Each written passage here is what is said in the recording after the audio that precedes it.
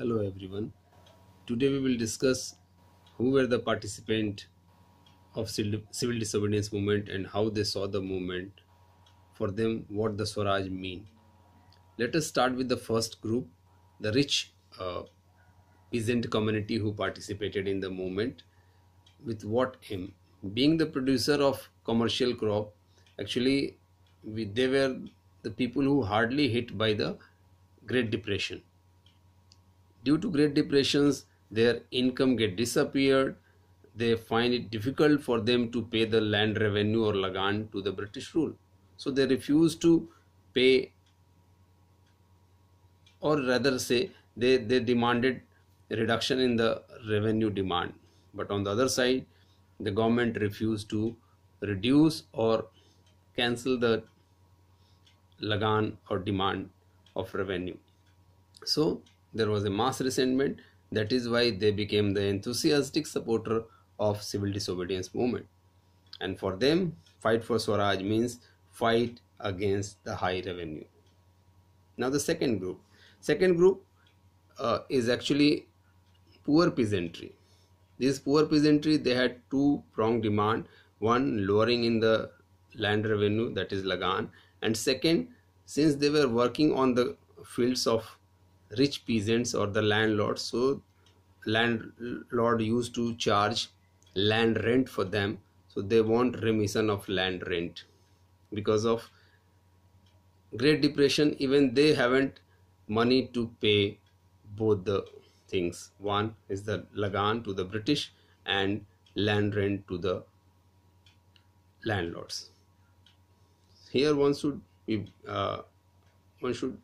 keep in mind that the British government, the Congress was reluctant to support the poor peasantry demand because it was against the rich landlord. And if they support, they were apprehensive, the British Congress was apprehensive that if they will support, it may alienate the rich peasantry from the civil disobedience movement.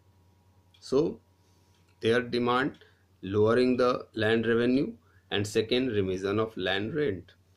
Third group is related with the business class, how they saw the civil disobedience movement, what Swaraj mean to them.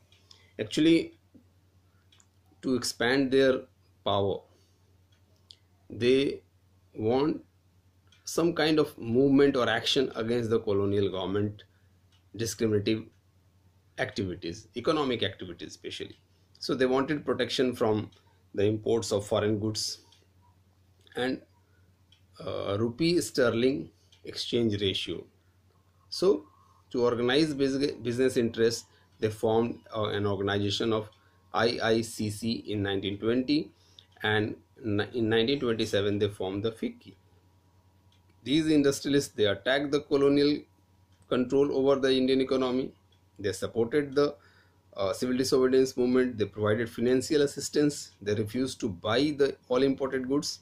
And for them, Swaraj means restriction from all, removal of all sorts of colonial restrictions.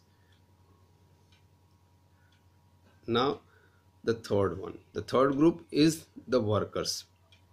The participation of workers was not in large number, it was in limited one, except in Nagpur where they participated in large number. Despite that, some of the workers, they participated in the civil disobedience movement.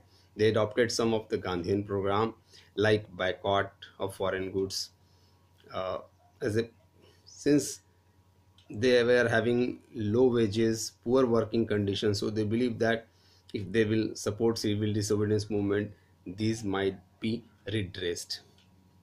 And in Bihar, Jharkhand Ilaka at that time, Chota Nagpur mine workers, they also started wearing a Gandhi cap and they participated in boycott programs.